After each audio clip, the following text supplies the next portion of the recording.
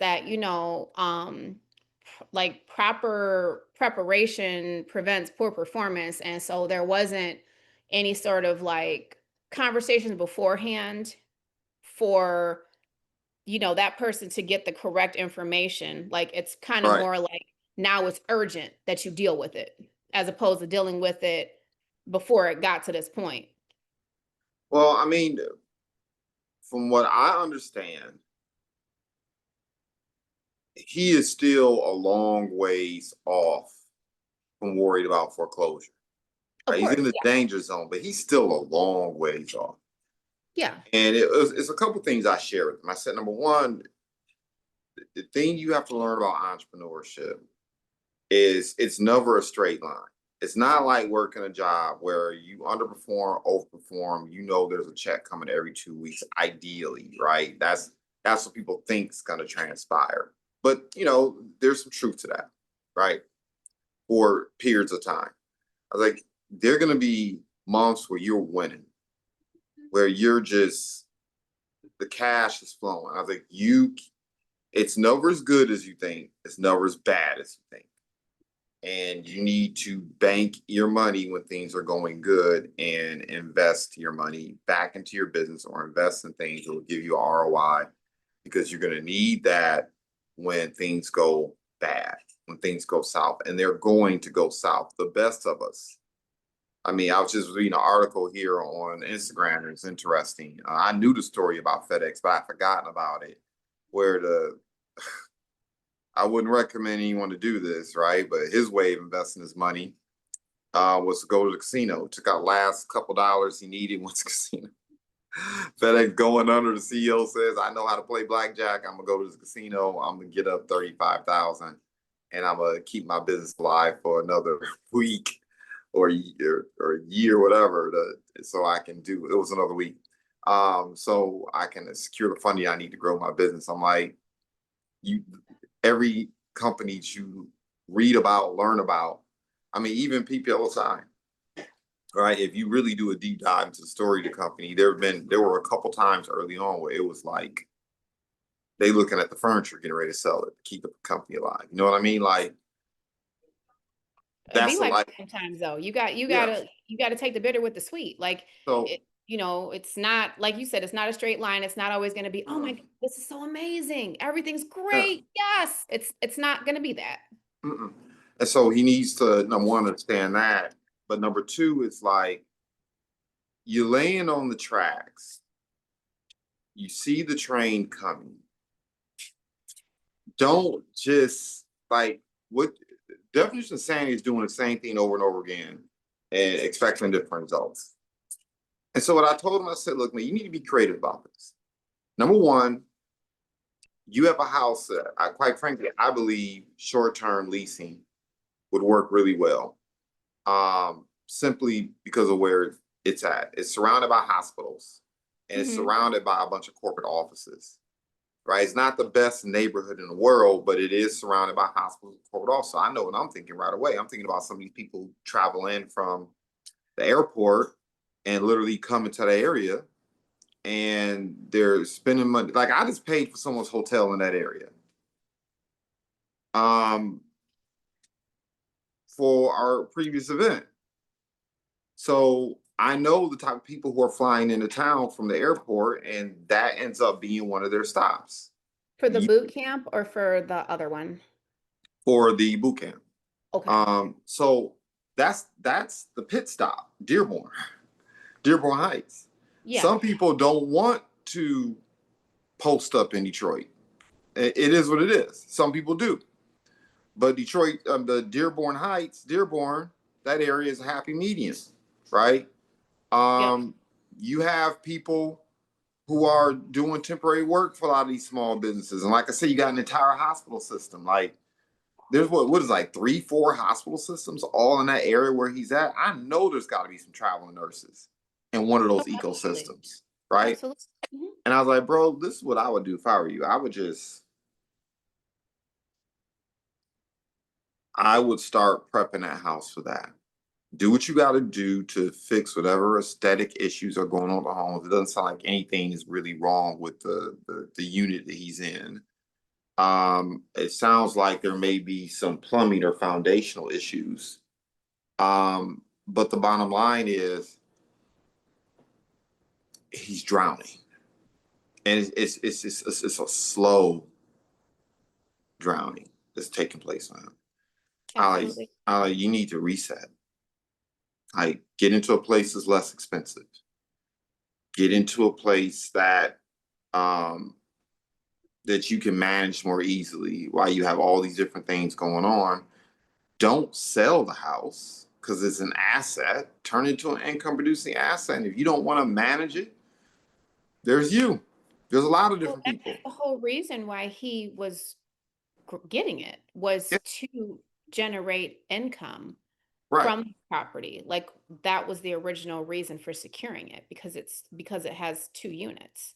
It's time. So 1 unit, yeah, 1 unit for, and it generating income, and then 1 unit for, living in. But you could actually do both units, rent them out. Yes. And honestly, if you did a Section 8 for a 2-1, you could get, depending on what that person's voucher was, anywhere from 11 to 1,300, just depending on that person's situation, that person's, or if you just want to do cash tenants, you could do that too. But like if you're wanting something that's steady, you could do the agency tenant. So there are options. It's just making Yeah. sure that you research and that the unit is going to be able to pass an inspection for an agency. You have to have, I'm um, like, he should do that right now. yeah, That's the first thing you I have to say.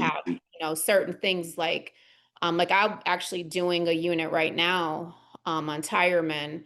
We're in the beginning stages of getting it ready for an agency tenant. The windows are good. Only 2 of them are cracked. Just did my lock change yesterday. Got my guy coming on Saturday to do the trash out. Got another guy that's going to do the outside, trim the bushes and all that. And then I got my other team, that's going to do the interior work. So Yeah. everything's, in phases. So, it's definitely doable. Yeah. Yeah. There's no need to drown this. Find another place that's, fits the budget. Set up a contract with the tenants of the tenant will be moved into his unit. The tenant is downstairs and be like, look, any repairs over 500, I got you. Any repairs under, do what you got to do and I'll help you. But Right. that's, set the contract up like that.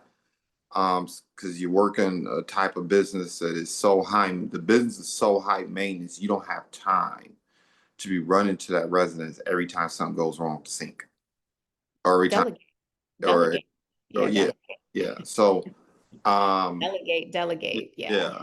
So that's what I told him. But Well, I think oh some no, of it too is making sure that when you're drowning and you know that, you have something like that going on, you have to um, examine your spending habits as well, because, sometimes some people are spending on things that they really shouldn't be, you know. this is true. The other thing too is people. This is one thing entrepreneurs have to get through their heads. Um, no one cares as much as you think they care. And like you don't win as an entrepreneur by trying to keep up with the Joneses.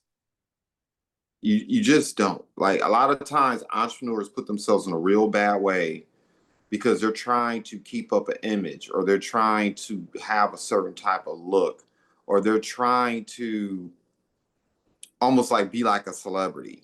Mhm. And I understand if you have a business where that's required, right? If that's the business. But a lot of entrepreneurs and business owners out here, that's not their business. They're just so dead set on having certain things to appease and look good for others. And that's just not how you do it. Like if you It's not talk, conducive. It's not, and it's not income generating activity, honestly. And no, if it's not income generating activity, who gives, who exactly, cares? Yeah. And Um, I try to keep up with the Joneses when you can't even keep up with the Smiths. I mean, real talk. It's like, yeah, like you said, nobody cares. Nobody wants to hear your tonterías and puterías. Nobody wants to hear it. Nobody wants to hear your excuses. Nobody wants to hear your sob stories. Like basically, it's a doggy dog world, and you have to get in where you fit in. And when you are trying to build a business up from the ground up, you have to get in the trenches and you have to roll your sleeves up and be ready to put in that work. yeah, And that's just the bottom line of it. And it's not for people who are like easily emotionally shaken. Like you're like you said, you're gonna have some times where you're like, oh my God, why me? You know, yeah, um, all the time where you're like, oh geez. But you gotta just power through it. yeah, yeah. Even when you're earning money, you need to live broke because you're investing that money. Like, that's the Mhm. thing that people understand. Just because as an entrepreneur, you're knocking down 250, $500 million a year in revenues plus or whatever the case may be.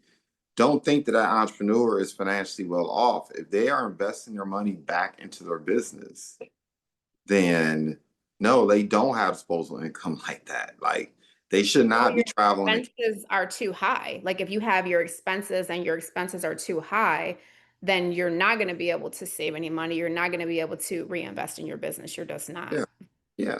So it's anyway. So They the got to stop starving the baby. Anyway, So the so topic today, I'm super excited about talking about the topic because I don't have that experience or those tools in my toolbox at all. I don't. yeah, And so I'm super excited to hear about it and to learn about it and to just get the blueprint in the game as to how working in corporate America help prepare you for your journey in entrepreneurship, as I know there's a yeah. lot of jewels and gems that you're going to be dropping today. Well, let's do this right then. Okay. So, welcome everyone. This is JuJuan Buford. This is Miss Adrienne Ponce. And look, here's the thing: we are not gurus. We are gurus. We are entrepreneurs out here in the world, building our own businesses, helping other people level up. And we are about this life, and we're about taking aim at the goal of helping not hundreds but thousands of entrepreneurs achieve financial independence and will create wealth through building businesses. This is what we do. So glad that you're here. We look to bring you content week in and week out from other entrepreneurs, from other professionals, from other people who can pour into your business and give you the technical expertise, knowledge, strategy, tactics, et cetera, et cetera. Once again, to live your best life. So glad you're here. All right. With that being said, corporate America, it's interesting. I think a lot, I think it's 50-50. I think part of the reason why corporate America benefited me is because I knew going in I didn't intend to stay. And that's important. Because when you're in corporate America, I'm talking about the banking, financial services industry in particular, right? Which are the two peers where I spent most of my life, um, my professional life. And there's a lot of pressure. There's a lot of cultural and psychological wearing on you that entrepreneurship is for, especially now it's coming up. If when I was coming up, if you said I want to be an entrepreneur, how people interpreted that is that you were a bum, that you couldn't keep a job. It's not sexy Really? like it is today, right? But if That's you how said people interpreted it, that you just wanted to be a bum?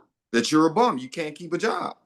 That Okay. you don't have the discipline, the wherewithal to stick with a job and create financial independence, or not create financial independence, because very few people in corporate America even think about creating. They just want to have a house, have a car, go on vacation every now and again, take care of the spouse, be taken care of, whatever, right? They have this corporate America, especially when I was coming up, was about aspiring to have a middle class life, which was a good life, right? When I was coming up. Um, and so you were okay with not achieving a certain degree of wealth or financial independence. right? You were okay with that. I'm going to trade my time, my skills, and my talent for this company, build up a retirement plan, because pensions were disappearing at the time as well when I came into the marketplace, the workforce. So that everybody was being switched over to 401ks. And so people were accepting, I'm going to set aside some of this money, they're going to match, and I'm going to sell off to the sunset, have my house, my picket fence, et cetera, et cetera. And at some point when I turn 50, I will amass enough and be comfortable enough where I can start buying a boat and, you know, buy a couple nice cars and et cetera, et cetera. And that was going to be it, right? That was it. I came into corporate America with the attitude of, I want to win. I want to win and I want to be free. That's important, right? So I had to kind of set that framework up for what's about to come next. So I remember when I was working in the banking industry, in particular, I remember advice that an attorney that I've known for a number of years, he would give me periodically. And he said, stay there and learn what they know, learn their systems, learn this, learn that. It's not time yet. It's not time. And I ignored this attorney twice in my career, right? You hear me talk about how I raised over $1 million in new revenues with, at the time, Standard Federal Bank, now to multiple buyouts, Bank of America. In about a 3-month period of time, they gave me a $50 gas card. they gave me a $50 Marshall Fields gift card. Oh, wow. The gas card came from the broker dealer. But anyway, that was years down the line. But they gave me a $50 Marshall Fields gift card. And then you already know how the story goes. I quit. Without any savings, no nothing. It was like the craziest thing on earth. And being a single parent, it was crazy. But in respect, while I was there, though, and part of the reason why I quit is being in corporate America allowed me to see how big the pie was. It allowed me to see, because while I was there, I was talking to the mortgage originators. I was talking to the investment bankers. I was talking to the executives. See, when you walk to a bank, the people that you see in the bank are not earning good money. If you can see them, they're not earning anything. It's the ones you don't see. And because of my work ethic and my willingness to do more than what other people would do around me, I ended up being in spaces where they were at. And so I knew what the real salaries were. I knew what real investment bankers were earning. That's part of the reason why I quit. I brought in $1 million. Where they messed up is I had met the investment bankers, so I know what they would have earned on that $1 million in 3 months. I know what they would have earned, and it wouldn't have been no $50 Marshall Fields gift card, right? And sometimes there is an advantage to being in corporate America for that reason, because as an entrepreneur, we always say is what you don't know that can, it's not what you know, but what you don't know that can kill you. And it's also, if you don't know certain things, you don't know how big the pie is. You don't know how big the opportunity is. A lot of entrepreneurs come up short because they're playing small, because they really don't know how big the pie is. And I hear something, I got this little thing, or I got this little business, that other. It tells me right away when I hear that language that they don't really know what's out here for them. Working in the banking industry, I had a chance to meet people who owned hotels. I had a chance to meet people who were buying up like 50, 60 properties all at one time. I got a chance to see the type of accounts that were being opened and the kind of money those were in the accounts. And then I got to see the people who own those accounts. And I had a chance to see and talk to them and see they weren't all that intelligent. They weren't all that smart. So, I mean, they all had great work ethics, make no doubt about it. They were working. That was one thing they had in common. But being in that environment helped me out with that. Also, being in that environment too, the mindset that I had, I remember like it was yesterday. I do remember this. I was sitting down and I was a workaholic even there because I wanted to level up. That's always been consistent with me. You put me in any type of environment or space, I'm gonna start taking inventory and figuring out ways in which I can level up. It's just in my DNA. It's how I do it, how I distinguish myself. But anyway, I was sitting there thinking, I was like, what if I wanted to start up a bank? So I'm looking at the phones. I'm looking at the offices. I'm looking at the manager. I'm looking at all the personnel. I'm looking at the IT and the technology. I'm looking at all these things. And I remember sitting down thinking for a moment. When this bank was started, however long ago it was started, somebody was sitting around having to deal with all those things in order to build this system, right? Somebody had to generate the wealth, create the infrastructure to make all this happen. Somebody started this, or somebody started this, right? Right. And sitting there, I was able to look and see that being a business owner is more about just selling a product or a service and paying myself. I began to see entrepreneurship and business ownership as building an asset that feeds people, that employs people, that provides opportunities for people, that provides incentives for people. I didn't need to be told that you needed HR, that you need marketing, that you need branding, that you need IT, that you need tax and accounting, you need financiers, you need or investment advisors, that you need all these different things to make the magic happen. I was sitting down and I was touching every aspect of that while I was working there.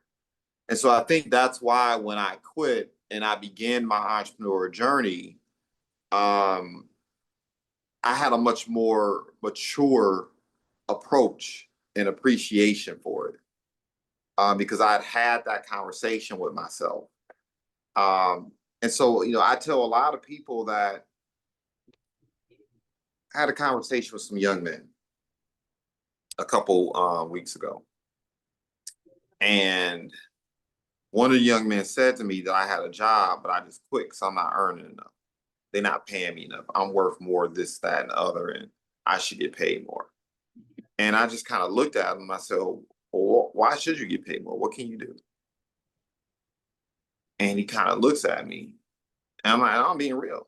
Besides the fact that you think you're the special,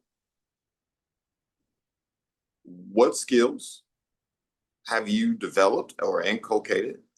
What talents do you have above dribbling a ball or rapping or singing? I'm just being real, or looking cool. Did you say dribbling a ball, rapping, or did you really say those? Wow.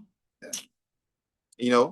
He was looking at me for a second like he wanted to get froggy. I'm like, bro, I'm a 200-pound plus man. You don't want to do it. He didn't Don't. want to get saucy. You don't. You don't. You don't want me to feel like my back is What against was the his wall. response to He, that he, he was question? itching and getting froggy and getting upset and getting emotional. And I'm gonna touch on this emotional piece. Okay. But he settled down once once we had that moment that men gotta have where we eyeball each other and size each other up. He settled Mm, down. yeah. But anyway, and I just told him, what have you been doing where you feel like it? Look, most of the jobs I took, even my first quote unquote corporate America job, I knew I was being underpaid. The every reason I laid out, it was just that $50 Marshall's car was like slapping the face. I was like, Yeah, But that's I knew I was being underpaid the entire time I was there. But I understood that I'm here to earn as I learn. I'm here to earn as I on your dime as I learn how to build a business, as I learn about systems, as I learn about contracts and documents and arrangements and agreements and all these different things, right? I was there soaking it all up.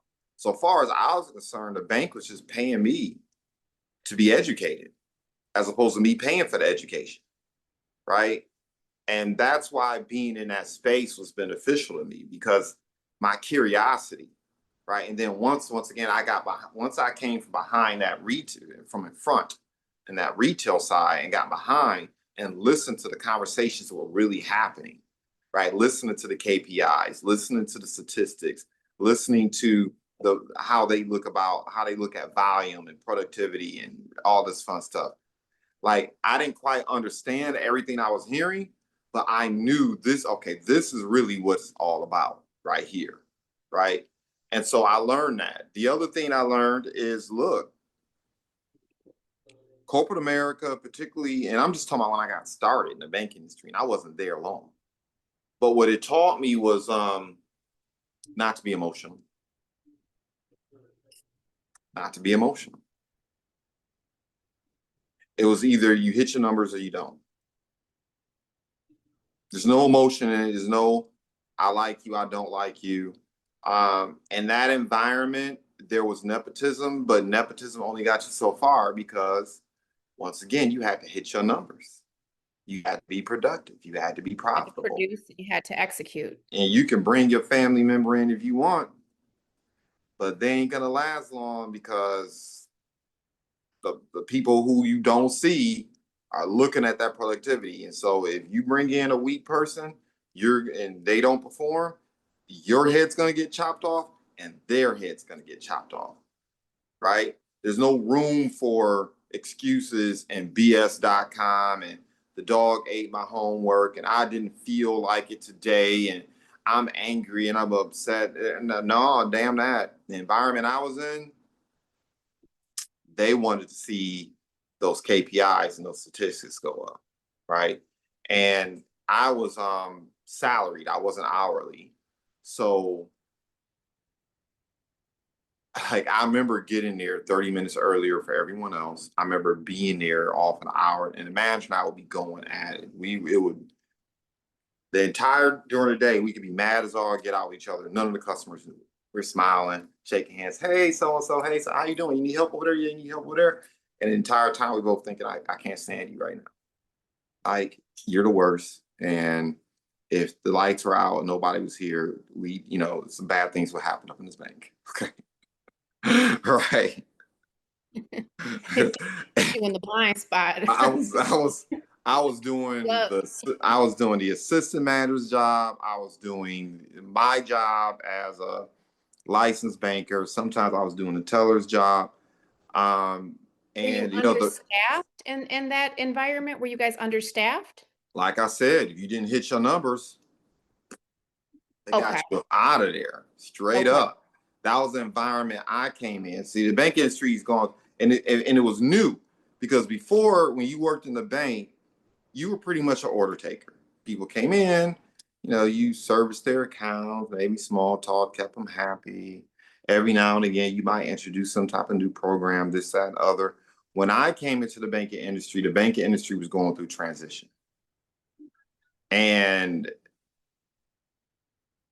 the people who were there before me, who had been there 10, 15, 20, 30 years, I was a different kind of animal to them. Cause they were like, chill. I was like, chill. Nah, I'm trying to win. I want to have the highest numbers. I want to get these bonuses. I want to get these incentives. I was doing a lot. Do you think they were just lackadaisical in their approach to their workday because they were comfortable? It was the culture. Like I said, when you were working at the bank before I came in, that's what they were. They were order takers. As they were, you made deposits. They made sure you're happy. You get a mortgage. Look, let me just okay. So let me put it in perspective. I found out there was an incentive if I brought in a certain amount of business. I think it was annuities, because that's when annuities were really becoming a big thing. They're all over the place now, but back in, particularly in the banking industry, right? They decided to start playing in the annuity market. And I'm sitting down at the desk and I'm just watching that 1/10 of the people who are coming through the door aren't my target client. Like, I knew that. And then I was also at one of the poorest branches in the nation. And like, I was off of Woodward and West Grand Boulevard when it was a ghost town, when there was nothing was going on over there.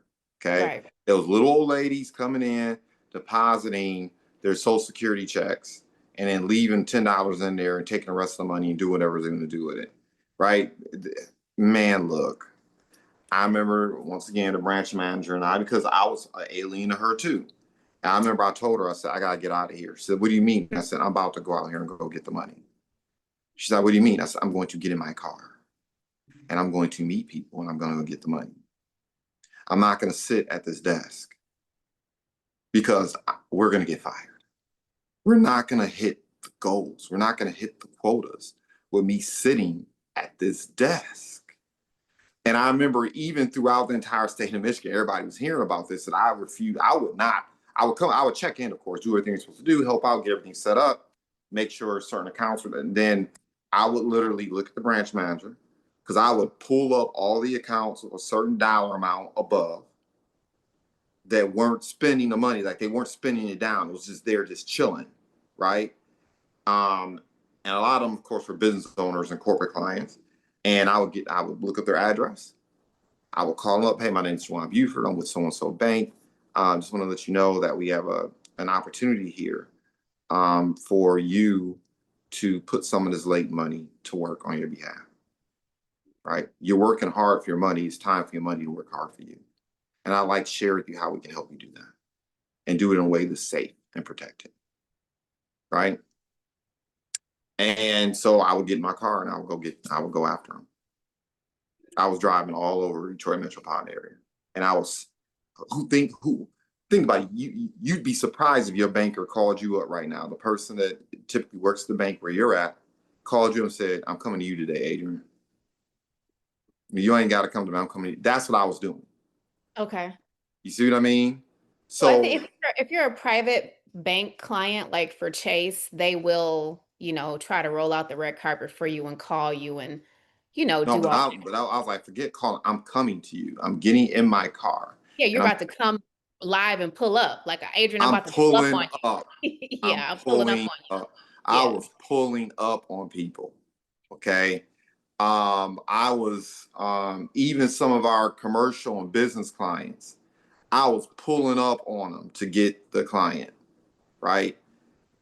If I looked up and saw that somebody owned a hotel or owned something and I saw the different cash reserves and things going on, I was like, man, I got to get more of their money up in here. I would literally, once again, look at the branch manager. At some point, she realized what was going on.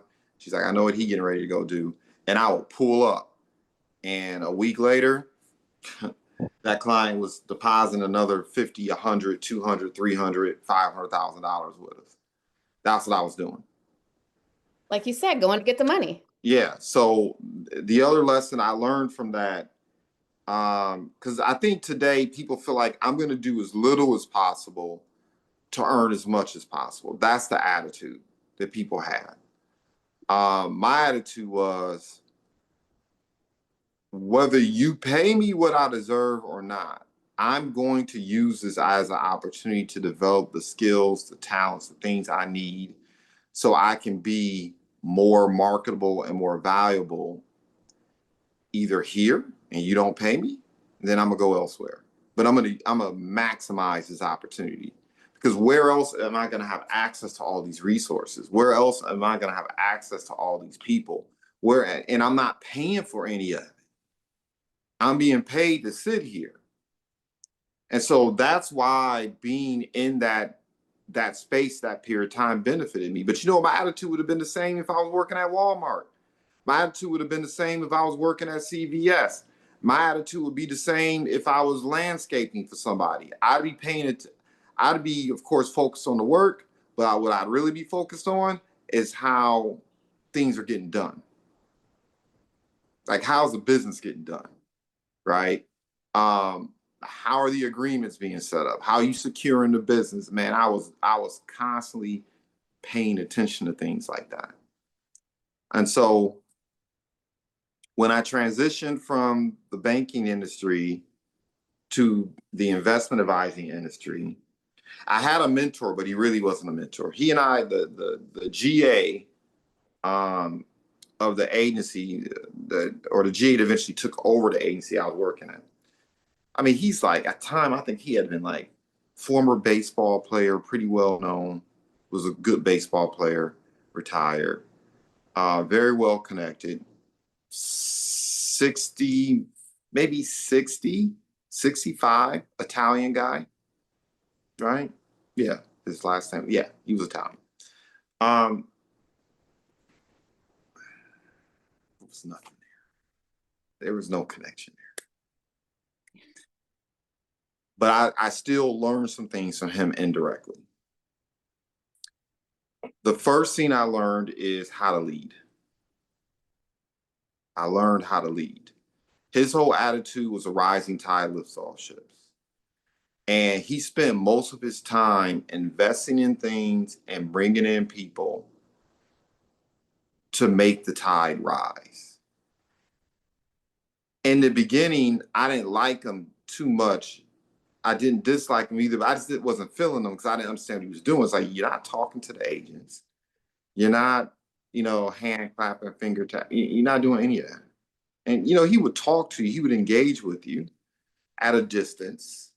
And if there was a personal conversation, it would happen. But I watched him really operate like a CEO, right? He spent most of his days trying to figure out how to make it where those who have a work ethic and a desire and a willingness to do what they're supposed to do would win.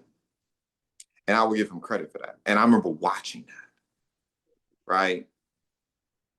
That was interesting to me. The other thing that was interesting to me that I learned by watching him from a distance was how he would put on these events. This is going to sound very familiar. He put on a monthly event where he would recognize the top earners, the people who were putting up the numbers, right?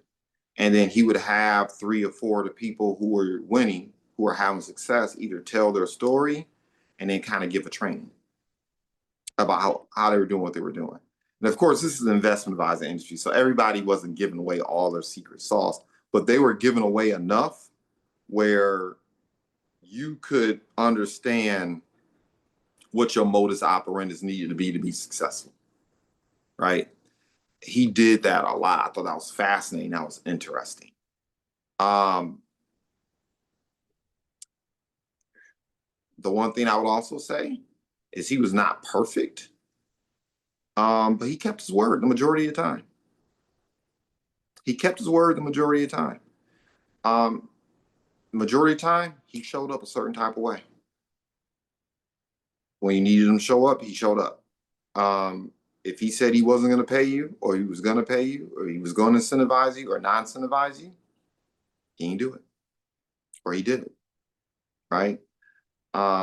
His attitude was, I'm going to reciprocate. If you are a dishonest person, if you are a person that doesn't, if you don't keep your word to me, we're going to have a real distant relationship. If you do, we can have a really good relationship. I watch that, right? It's kind of like when I tell people sometimes, when you move, I move, right? It's like, I'm going to play this game like chess. When you move, I move. Don't get out of pocket, right? So for me, that was fascinating. That was interesting to see that. And once again, because I had a mindset to learn, I had a mindset to, I knew I was going to be there for a time. And for the time that I'm there, I'm going to get as much as I can out this situation. But also I learned, look, once again, emotionalism. I had a conversation with the gentleman we were talking about earlier before we kind of got into this conversation. And one of the things I told him is I said, look, man, you're getting too emotional about things that are happening in your business. You're getting too emotional when people do well. You're getting too emotional when people don't do well. You're getting emotional when you get a client. You're getting emotional when you don't get a client. You're getting emotional when someone does what they say they're going to do. You're getting emotional when people steal from you. You're just getting emotional about everything. You're over-indexed. I said the problem with a lot of our businesses in Black and brown communities is this over emotionalism, this over ego, this over this, that, and other. It's nauseating because you're spending so much time in the emotionalism of things. You're spending so much time in your feelings that you and that you are disregarding the bottom line. Like this guy, there was a tiny bit of nepotism in the office, but you know what? Even the people where you could see it was some nepotism going on, they still had better performed. I knew they got. If I you don't knew. perform, you're getting your head chopped off. So it I knew doesn't really matter. exactly. I knew they got the opportunity because of nepotism, but they couldn't keep it due to that nepotism. Yeah. Right. It wasn't about how much I like you. Are you performing? Right. Right. And executing. Yeah. Are you so often, and you know, it is what it is. So often in different organizations I've been a part of, and even organizations I'm a part of now, you look, if you want to dissuade performers, if you want to dissuade peak performers, show favor to people who aren't performing more than them. Your peak performers, your high achievers, the people who are really creating the thing, making it happen, you want to diminish stuff, disrespect them, right? Give people titles they haven't earned. Give people authority and agency. Well, they never have agency. They have a title, so they have a little bit of influence and a little bit of authority, but agency is something different because they ain't controlling nothing. But do that and see how quickly the culture in a marketplace or organization disintegrates.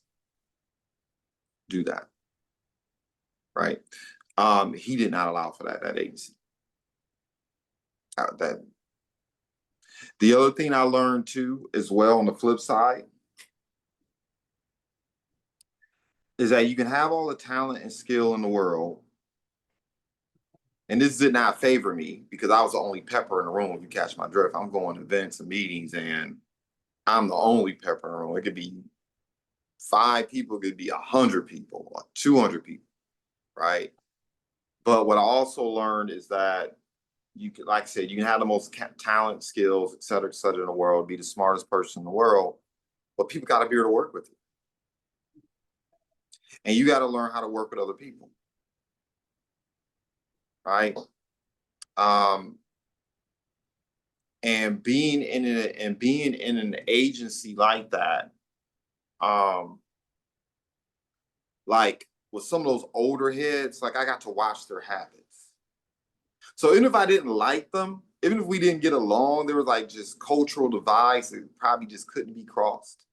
I got to see them get up and come to work and get it in every day. And so I began to, even if I did not like them, I respected them because I saw the work ethic. I saw how they did it. Right. And I watched their habits and I can make the correlation between their success and their habits. And once again, if you're an entrepreneur and you have a company environment like that, you don't understand the extent to which character plays a huge role in your whether you win or not. Sometimes it really isn't just simply about your ability to get the job done. And when I say character and integrity, oftentimes people want to add some type of moral intonations or connotations to it. I'm talking about, and not that those things are not important, but I'm talking about being integritous and to the point where it's like you're just consistently doing the work. You're consistently keeping your promises. You're consistently putting your best foot forward. You're consistently performing for the people who are paying you every single day, right? I saw that. And that was huge. There's a reason why every time I join an organization or a business, I don't always become the most elite person, but I win. I climb. It's inevitable. It's going to happen. You put me in any environment, I'm going to start paying attention to the behaviors. I'm going to start paying attention to how people get down, the language they use, how they move. And I'm going to eat the food and spit out the seed and I'm going to start climbing. It's always been there. I pick up a lot of that from being in that kind of corporate environment, right? And then once again, in that agency, I'm seeing how the secretaries are being paid and the meetings that are happening. I'm seeing the discussions that are happening in middle management. I'm seeing the discussions that are transpired. Like I'm watching all these dynamics, and it's preparing me to become an entrepreneur or business owner, right? To think and manage in that way. Um, like I said, the fact that they didn't have all that emotionalism tied up in it. It was just like, look, this is what the expectations are, right? Um, That's huge. That's yeah, huge. Yeah. I remember there was a trainer. Lord, I'm trying to think of a way to describe this guy. He was 5'5". He had a Napoleon complex and he was unapologetic. And I want you to think about that 70-year-old, 80-year-old man with a potty mouth and don't care whether or not he hurts your feelings. Everybody has that uncle or that grandpa, somebody in the family is going to tell you what's up. With no filter. No filter. You don't, if you cry, then you're going to cry. You're going to cry some more. Yes. And I remember we had to meet with him a couple times a day. I think that went on for 2.5 months, maybe 3 months. If you said something stupid during the training, He let you have it. dumb ass. Don't say that. Don't do this. You effing dummy. You gotta, I remember his voice. You gotta qualify him. You gotta ask questions, find out about their family. Who's their niece? Who's their uncle? Here's their aunt. You don't know anybody. You're broke. You don't have any connections. Where are you gonna get the people? You gotta ask for referrals. What's wrong with you? Look, when you meet with someone, stop trying to sell them and figure out how to develop a rapport with them so they like you. Because you're not nobody important to be liked. You better go. I mean, honestly, it look, is very raw and uncut, but those are jewels of true he knowledge. was dropping jewels all the Yes, time. He was that's a like, true jewel. It's the truth. I he's like, agree wholeheartedly with them. he's like, don't believe him. She don't love him. That wife don't love the husband. That husband don't love the wife. You better get that policy in there because when the man die, he ain't set up nothing else for her. And then she gonna take his money and spend it. You better set up the policy like this with a second to die and and make sure the children are included in the estate plan because you know the wife gonna have another man within a couple 3 months spending up his money. You better put these things in place for the children. I mean, he would just be out of, but it was real life. He was telling the truth. Dropping jewels. He was dropping jewels. It's like, you big Yes. dummy. You're gonna take the money and spend it on this, that, and the other when you need to invest in this, that, and the other. You coming to work looking like spam. You better put on a suit and You're smoking, got cigarette burns in your pants. What the fuck are you doing? Like, The trainings sound cool. I wish we could get him to do a training I for us now. remember some of the stuff he would Invite him to our say. next boot camp. He would say, and so people are funny because they think I'm hard now. But you're not. You're tactful and you're Yeah, very tactful. look, You're very diplomatic. You are. but look, in the environment I came up in, it was like, damn that you're gonna get it the way you need to hear it. If you don't let people talk to me nicely. Talk. And he was like, damn, now I'm gonna tell you what you need to know. Because talking to you nicely and being fluffy and coquettish, his attitude was it's gonna take me too long to get out what I need to get out. And we don't have a lot of time together because he was producing too. He was earning money too. So It wasn't like, he wanted to be out in the field doing the work. He was like, well, if I gotta take time on my schedule to F around with you all, this how you gonna this how you gonna get it. And I just remember playing with you bums. basically that's how we felt.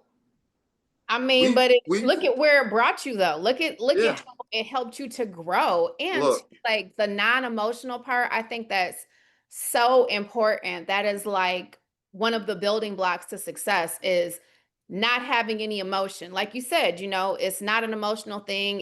You can't let your emotions dictate your moves. You have to feel emotional. You needed to step back and be like, okay, let me get a minute to get myself together so I don't do something emotional, or so I don't say something emotional, so I don't react with emotion and I react with level-headedness and objectivity and Mhm. facts. Yeah. I mean, the biggest mistakes I've made as an entrepreneur and now operating more as a business owner, is they all were tied to emotions. I I um I resigned from that agency.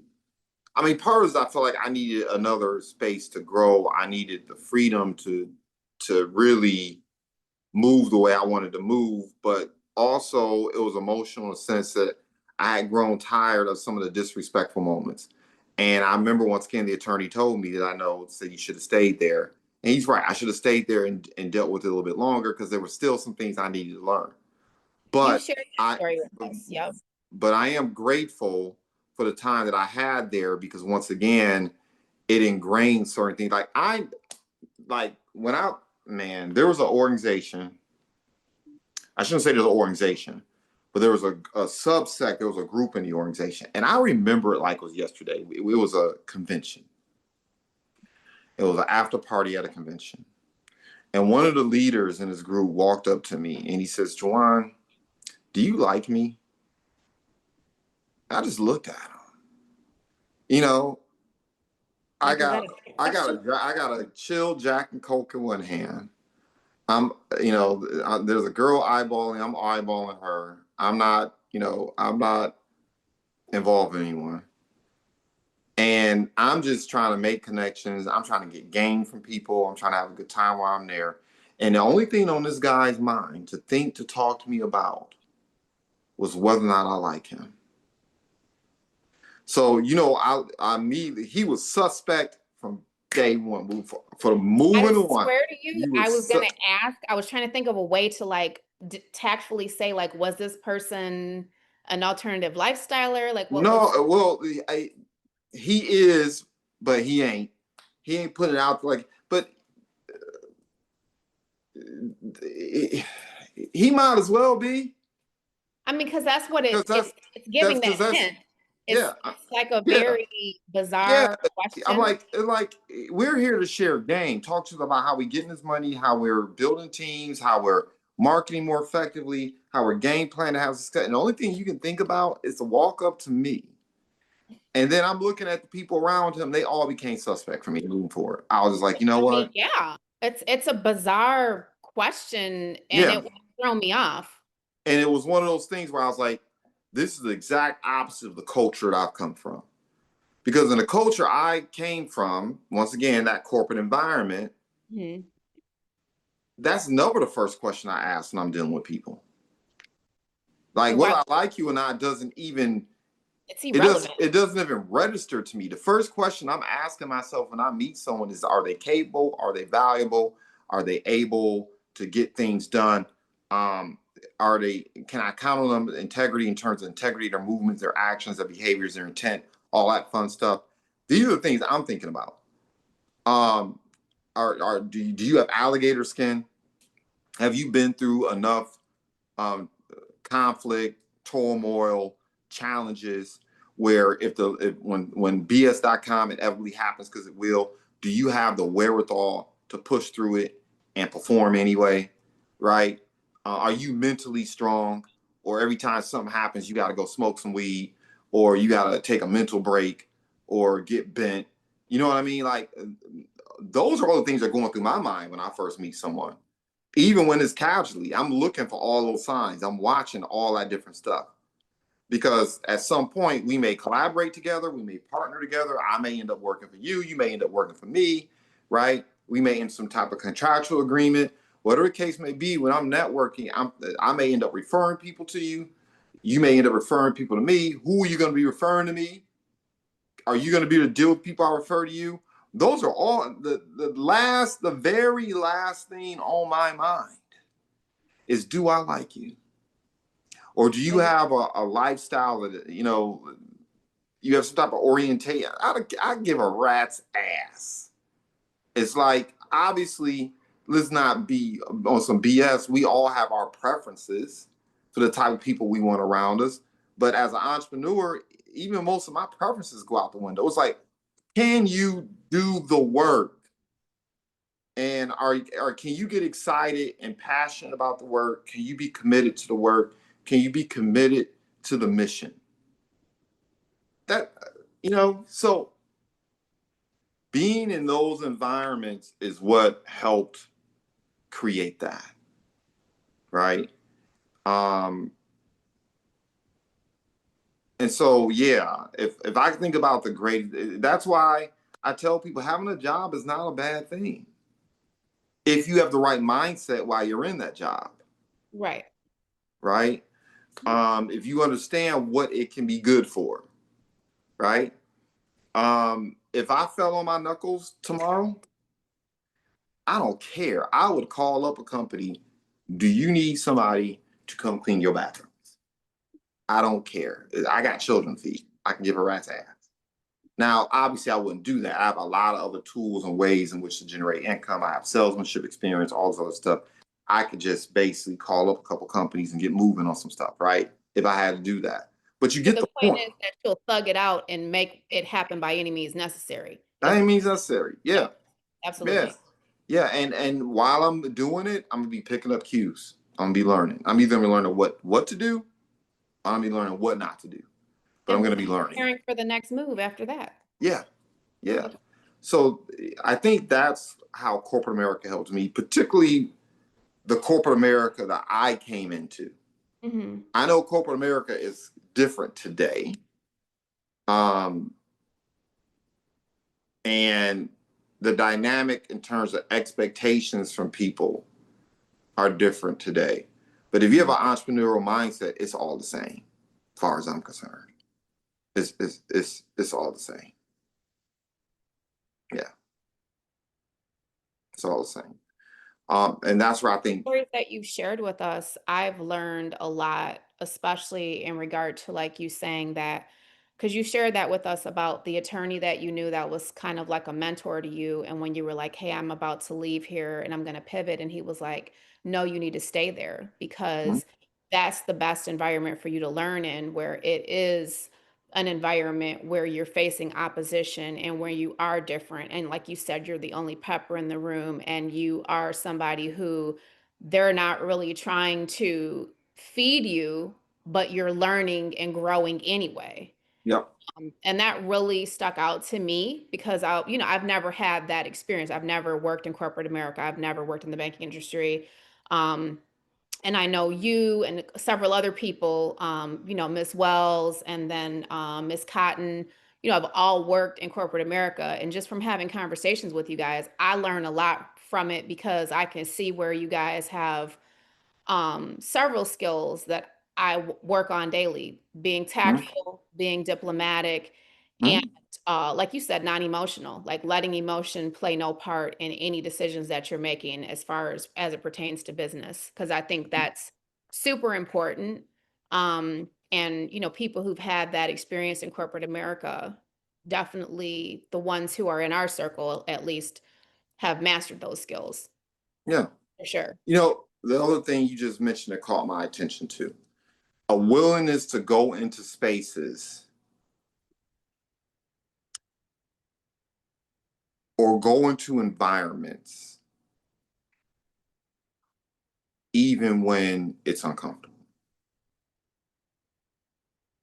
right? Um, that was a huge benefit, right? Knowing that I'm going to go into this space and there will be no one to edify me, there will be no one to celebrate me. They don't care about my unique characteristics, attributes, et cetera, et cetera. Can you give this presentation? Can you communicate this value prop? Can you help someone matriculate through this process?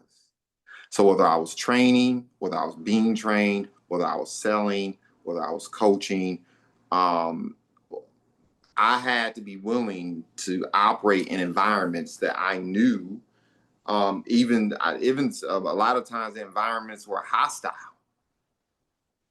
right? I'm sitting down in front of people who have a lot of capital available to them, and the only thing they can see is my complexion. I'm more articulate than you are. I work harder than you are. I probably live right, a better life and morally and all this fun stuff you do. But the only thing you can see is my complexion. And I still had to go in there and park that person with their money.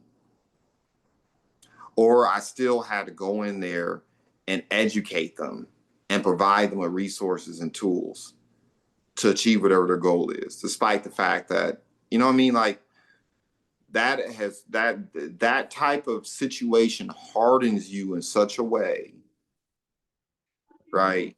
That in my mind is extremely beneficial. Because there's very little I won't try. There's very little I won't do. I'm willing to bet on myself because I've been in environments where, forget betting on me, they didn't want me to succeed. So now all my inhibitions are tactical now. If I have an inhibition or a lack of willingness to do something, 9 times out of 10, it's not fear that is creating that inhibition. It's like I looked at the chessboard and I don't see this as a winning move. Like there's a better alternative over here. I'm not going to take this route. This route makes more sense. You know what I mean? Like it's going to get me to my goal or Help you to avoid BS.com or something like that. or the process of doing the thing is going to make me stronger. Right? That's the other thing. People want to get to the bag, but they don't want to become the person you need to become to be worthy of the bag. Mm-hmm. Right? So I hate to use this example, but it's so salient and it's just low-hanging fruit. You take the athlete who turns 18, 19, 20, gets a $20 million bag, $10 million bag, doesn't make it for whatever reasons, character issues, too much off-court issues, too many baby mamas, distractions, get into a car accident, get caught up in the wrong place, the wrong time, wrong individual, reputation, brand toe up. It can all go down. Get injured. Not having the right team in place It to can get help you injured. manage your success correctly. You get injured. 5, 10 years later, that sometimes only take that long, broke on their knuckles. That because managing money and managing business and managing relationships and communicating value props and all these things that we talk about, all these things are skilled trades. Certain skill sets are required. Absolutely. Your skill trade of dribbling the ball is why somebody's willing to pay you. But it does not mean you understand money. It does not mean you understand business. It does not mean you understand how to move in this world in such a way where you grow things. Right? Entrepreneurs will oftentimes come up on a bag and lose it because they didn't become the person that was required to number one, get the bag correctly in the first. That's why when I see people taking shortcuts, I'm like, right? And when I see entrepreneurs sometimes get the bag fast, like I'm not a hater, congratulations. But I also know when I see that happen, there's a high percentage of people who will lose it. Because failure is very probable because they don't have the proper skill set. They don't have the development the process wasn't there in place. And right? We've seen it. Yeah, we've seen it. Yeah. I mean,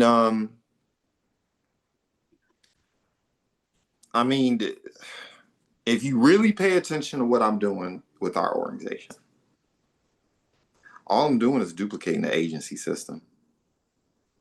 A lot of the stuff that we're doing in our organization are part of the book of the month, like building an empire, all these different books.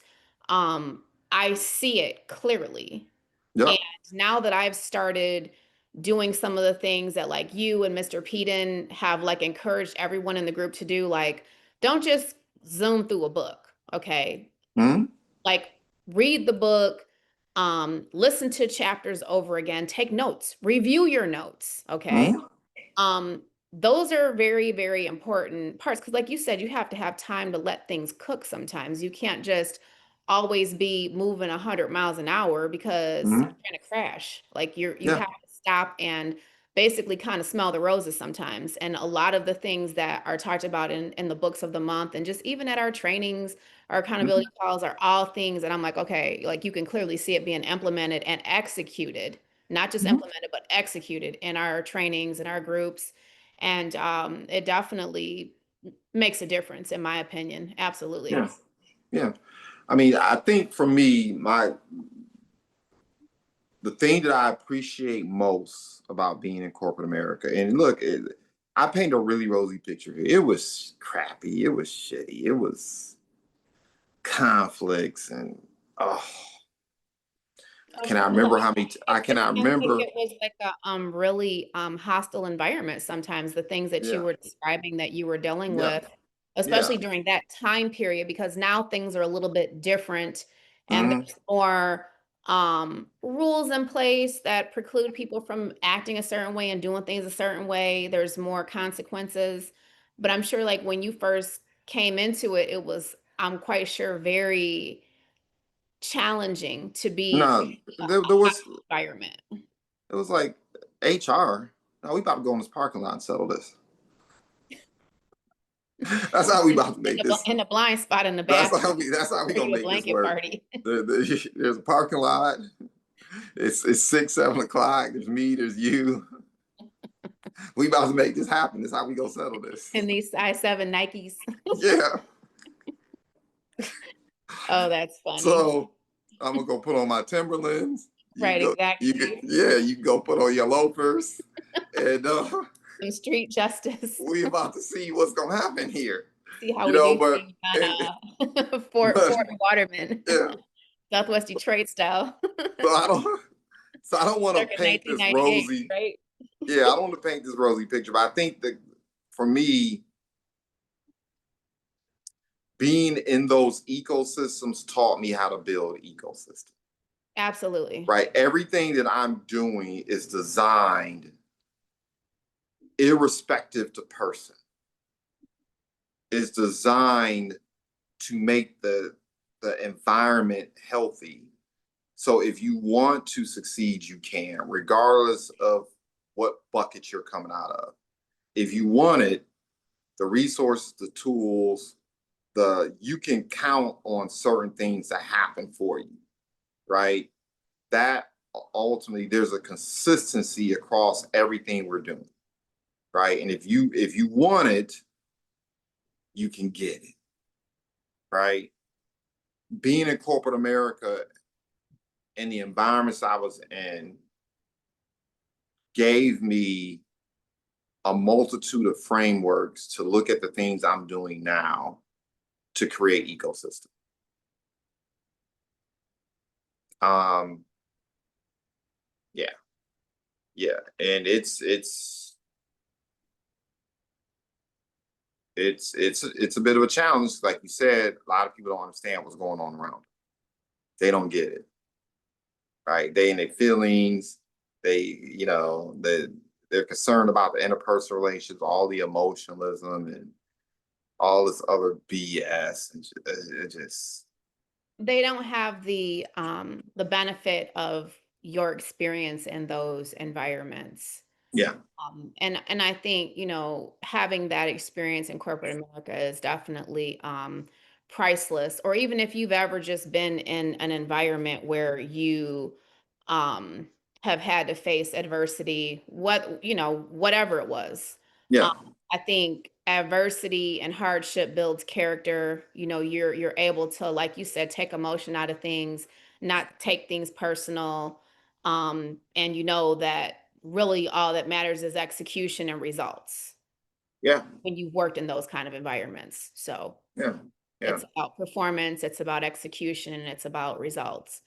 Nothing It more. all it also gives you a chance to see the chessboard, right? Absolutely. That's the other thing. Like a lot of people out here playing checkers, they're only thinking one or two, three moves ahead.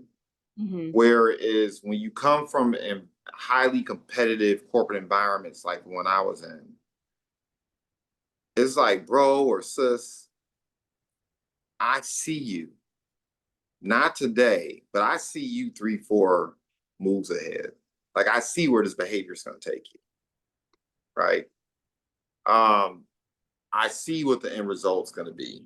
I see you either it's going to take you longer to hit this goal, or you can get there shorter. Like you just see the chessboard differently when you are in those kind of environments. I feel like a lot of entrepreneurs that we deal with in the ecosystems that we enter into, they're not looking at the entire chessboard. Like, anyway, this was useful. This was a different type of conversation. I was admittedly, when you brought it up, I was like, corporate America, man, I ain't trying to revisit that BS.com. The reason why I left that behind. I But was excited about it because, like I said, I don't have that benefit of that type of experience, and I know several people who I know, like, and trust, and consider very, very successful. I'm like, they have that experience, and I feel like for those of us who don't, myself, I don't have it. I've never worked in corporate America. I feel like it's very useful information because you can see how you develop the skill set.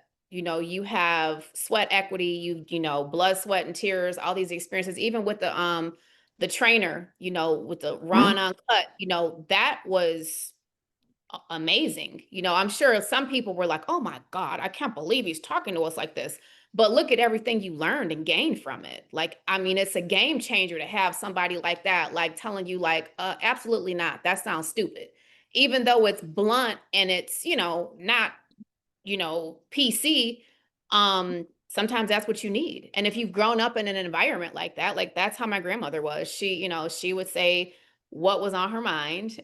And if you liked it, then whatever. If you didn't, then that was your problem, you know. yeah, So, she told my my brother's wife, she was his girlfriend at the time. One time we were all sitting at a table and she was like, if you believe that, you're dumber than you look, like in front of everybody at a table. So this is the type of, like, and honestly, like, I didn't even say nothing. I just kept eating my food. But I could tell that, my my brother's girlfriend at the time, eventually became his wife, was not used to, um, somebody with a heavy accent talking blunt. Like, when I mean blunt, I mean blunt.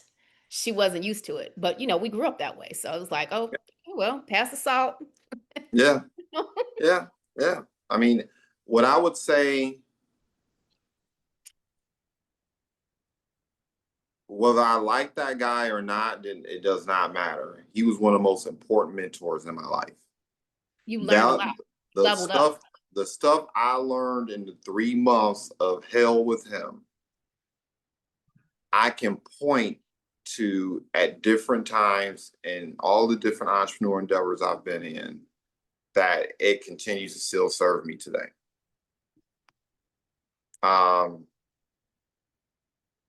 and quite frankly, it's going to sound crazy, but I wish for the entrepreneurs that we partner with, that we serve, that we help, that we work with, I would wish they would all go through that experience because it preps, it hardens you, it helps you um, identify the bottom line and get to it in a way that,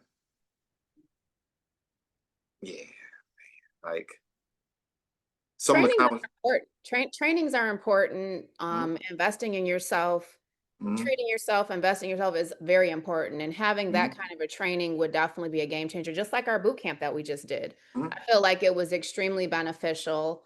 Um, everybody who came, you, Miss Wells, Rob, Lisa, everybody, like, poured into it. John, everybody poured into us. And, these are people who are highly successful, giving you the game. I think trainings are a must. You have to invest in yourself if you want Yeah, to level up and grow. It's necessary. So I'm curious to know what people's biggest take back is now that we are how many weeks removed? I feel like, two, I think. yeah, we're Their about, biggest take back from the boot camp. yeah, I am curious to know what, Let's talk about it on our accountability call on Monday. Let's ask. yeah, I we should. could tell you, yeah, I could tell you right now what mine was is everybody who's been in the game, how they did the 90-day runs and how each one was different and how each one molded and shaped them and how they learned from those experiences and doing it and like being like, hey, look, I'm stagnant. I want to level up. And I'm going to, and this is how I'm going to do it. Mhm. Executing those 90-day runs, I feel like that was like really kind of like I had an epiphany when I was like, yeah, you know what? I'm definitely, because I whenever you were like asking people like, oh, where are you at? This person's a manager, this person's blah blah blah blah blah. And I was kind of like, oh yeah, well, I don't really feel like I've been doing much. And I was like, yeah, well, I feel like I'm not doing much because I'm used to a faster pace with some of the other businesses I'm in. And for Mhm. this business, that's what I need to feel like I'm really doing something. It's like, yeah, you're doing three ways, you're presenting, you're doing this, you're getting people here and there, but you're not really um high speed, moving at like the momentum that I'm used to, like in Mhm. real estate, my momentum is there. Contracting, the momentum is there. The momentum is not there, and I It's there, but it's not it's not. Think about it like this. I'll use this. There are trees when you plant them in the ground, where the first 6 months, year, 2 years, most of the growth is taking place underground. right. And it may sprout, you may see it doing its thing above ground, but it looks, you look at those plants, you look at the weeds, them weeds pop up and, go 2 feet high and like sometimes it feel like 2 days how fast weeds grow, right? Yeah. Um, but it's real easy to pull up a weed. They grow up fast. Hmm. Um, but no, there was no real momentum involved in the growth, right? You're the opposite. You are growing. You have momentum. You're you're creating more skill stacks. You're creating more wisdom stacks. You're creating more talent stacks. You're creating more knowledge stacks. You are growing a lot faster than you think you are. It's just not readily apparent as quickly as you think you're getting. And Right. that is the thing about entrepreneurship that can sometimes mess you up, right? Particularly in this type of industry we're talking about now. Which is why every time I hear you say I don't have momentum, I'm like, no, you have momentum. You're not getting the accoutrements and the award as quickly as you like, but you Yeah. are developing momentum. I just need to, like I said, do that 90-day run. And Yeah. then most everybody said, like, okay, once they did it, basically their everything just kind of started to blossom from there, because Mhm. people were calling them back, just like you said many, many times. Most of Mhm. the people who I sign up are people who they're calling me out the blue, like, oh, hey, JuJuan, you still doing that one thing? Because life will life, and then they'll be like, oh yeah, he does that one thing, I need him. Um, so yeah, I mean, any business is going to take time to grow and, Mhm. nurture and everything like that. Even with the ones that I mentioned, Yeah. yeah, I have momentum, but I've been working at them for several years, more than several years with the contracting. And so it has kind of grown organically. And that's how your business is growing too, is like organically. Like, people are reaching out to you, you're getting referrals, a lot of people and you continue to meet people. So I agree. Think about the flip side. To you, and if I didn't have this mindset, even to me, what's going on in terms of my dealings in real estate, Hmm. right? It's just flip it. As much effort and as smart as I am, and I know I go the extra mile because I watch other real estate agents and I watch other people in the industry. I know I'm doing more than what other people are doing. Oh, absolutely. Uh, There's people who aren't doing nada, like yeah, zip, yeah, zilch. and I and I'm not getting the immediate results, but I'm getting results. Yes, But I know if I keep doing what I've been doing, this is going to snowball. absolutely. And I know I'm going to look up, and then I have a different issue, right? If I'm in a situation where I could potentially close 2 to 3 deals a month, maybe 4 deals a month, maybe 5 deals a month, then I got a different issue. Yeah. Because then I have to ask myself, okay, now how am I going to calibrate things to keep the other businesses going when this is doing its thing? But that's also a very good problem to have. Oh, absolutely. So And another topic for our podcast. it is. All right. I know you look, it's a holiday. Yes. I know Yes. you I and your was glad family we are could about to still get do there. it. Yeah, I was glad Yeah. we could still do it because I had already told them ahead of time, like, I do have a podcast with Mr. Buford. So, I'm planning on doing it unless he's got, like I know you've got stuff going on with, Where are you about to go? Because you kind Oh, of I just put this on for the podcast. I'm gonna throw on my oh, my regular okay. get up, my my yoga pants and my thug shirts and I hit it, was like, where's the hoodie at? right, exactly. And the bandana. That's Looking funny. like I love looking it. like I'm about to go work on a job site, I was like, she about to go meet with somebody important. They about to cut her $200,000 check. Look at Ponce go. It's coming. It's coming, baby. Headed to a closing for $1 million transaction. It's coming. It is. It is. We're gonna make it happen. For sure. For Yeah. sure. Yeah. Okay, well, you enjoy your 4th. We will as well, and I'm sure we'll talk soon. Yeah. No doubt. Okay, all right. Thanks so much. You're welcome. Bye.